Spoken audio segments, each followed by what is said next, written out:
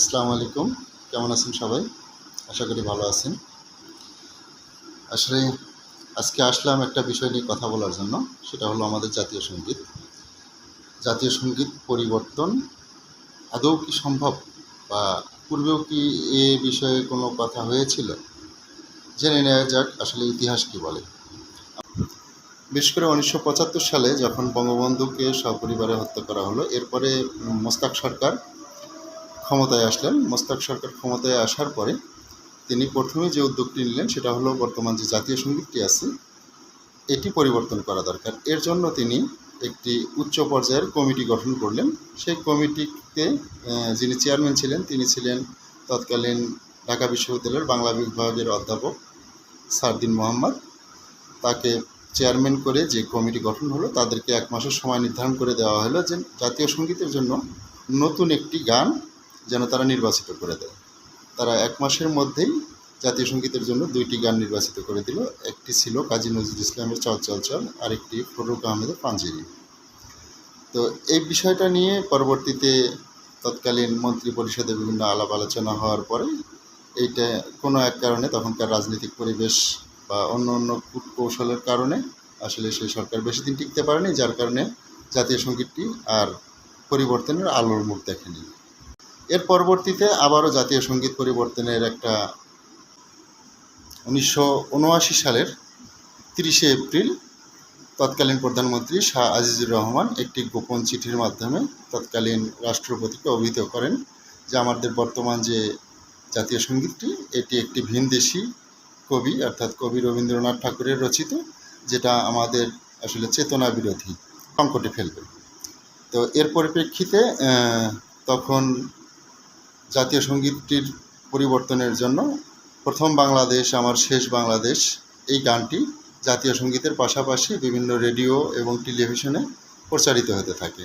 পাশাপাশি রাষ্ট্রীয় যে কোনো অনুষ্ঠানে জাতীয় সংগীতের পাশাপাশি প্রথম বাংলাদেশ আমার শেষ বাংলাদেশ এই গানটি প্রচারিত হতে থাকে। তো সেই সময়েও এই পরিবর্তনটি আসলে পরিবর্তন হয়নি। যে কোনো কারণবশতই এটা আর আলোর মুখ না দেখতে পেরে এই ফাইলটি তখনই ধামাচাপা পড়ে যায়।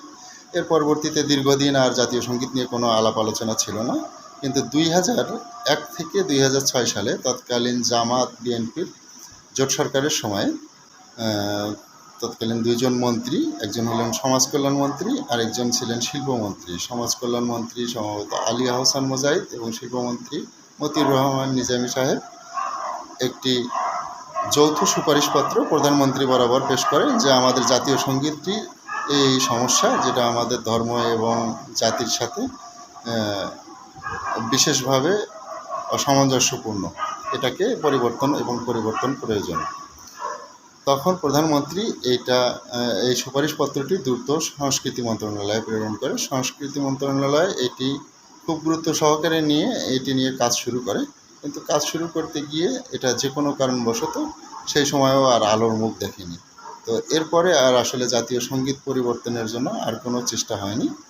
বর্তমানে আবার যখন স্বৈর শাসকের পতন ঘটলো, এরপরে আমরা আবার সোশ্যাল মিডিয়ায় দেখেছি আসলে জাতীয় সংগীত পরিবর্তনের জন্য। এর জন্য আমরা আসলে সোশ্যাল মিডিয়ায় ২টা ভাগে বিভক্ত হয়ে গেছি। একদল জাতীয় সংগীতের পক্ষে, আরেকজন আমাদের জাতীয় সংগীতের আরেক দল বিপক্ষে দাঁড়িয়েছে। আসলে জাতীয় সংগীত কি পরিবর্তন হয়? হ্যাঁ, বিশ্বে এরকম অনেক নজির আছে। বিশেষ করে ভুটান, জাপান, ফ্রান্স, অস্ট্রেলিয়া, তারপরে চিলি, বিভিন্ন দেশেই কিন্তু জাতীয় সংগীত একাধিকবার পরিবর্তন হয়েছে। কারণ তারা মনে করেছে যেই জাতীয় সংগীতটি আগে যে সরকারের সময় ছিল তাদের জন্য যে বিষয়গুলো ছিল সেই সময় দেশের যে প্রেক্ষাপট ছিল, বর্তমান প্রেক্ষাপটের সাথে আমাদের জাতীয় সংগীতটি যাচ্ছে না, যার কারণে এই জাতীয় সংগীতগুলো কিন্তু চেঞ্জ হয়েছে। কিন্তু বর্তমানে আমাদের দেশের যে বর্তমান পরিস্থিতি, এই পরিস্থিতিতে আসলে জাতীয় সংগীতের মতো একটা বিষয় আদৌ কি হাত দেওয়ার দরকার আছে বলে আমার মনে হয় না। এবং আমার চাইতে যারা বিচক্ষণ ব্যক্তি, বিশেষ করে বর্তমান যারা উপদেষ্টা মণ্ডলী এবং প্রধান উপদেষ্টা সহ যেনারা আছেন, এরা অনেক বেশি বিচক্ষণ ব্যক্তি। কারণ তাদের সামনে এখন অনেক বেশি চ্যালেঞ্জ আছে, যেহেতু দেশের অর্থনৈতিক অবস্থা বলেন, তারপর আইন বিচার সালিশ ব্যবস্থা বলেন, দেশের প্রত্যেকটা সেক্টরে এখন একটা ভঙ্গুর পরিস্থিতির মধ্যে আছে। এগুলো তাদের জন্য একটা বিশাল চ্যালেঞ্জ হয়ে দাঁড়িয়ে আছে। এই মুহূর্তে আমার মনে হয় না তারাও জাতীয় সঙ্গীত পরিবর্তন বা আহ, জাতীয় সঙ্গীত নিয়ে অন্য কিছু করার তাদেরও সুযোগ আছে। তো এই বিষয়ে সোশ্যাল মিডিয়ায় আমরা যতই কিছু বলি না কেন, আসলে তাদের কাছে এই জিনিসগুলো পৌঁছাইলেও তারা সেটা গুরুত্ব সহকারে নেবে কিনা সেটা আমার জানা নেই। বর্তমান যে জাতীয় সঙ্গীতের বিষয়টি আসছে, আমার মনে হয় তারাও সেটা এড়িয়ে যাবে। আমরা সকলেই চাই যে দেশ সুন্দরভাবে এগিয়ে যাক, দেশের আগামীতে একটা সুন্দর সুস্থ পরিবেশে শান্তিপূর্ণ নির্বাচন হোক। আমরা সকলেই চাই দেশ এগিয়ে যাক, আমরা ভালো থাকি, আপনারা সকলেই ভালো থাকি, এই কামনায় শেষ করছি। আসসালামু আলাইকুম।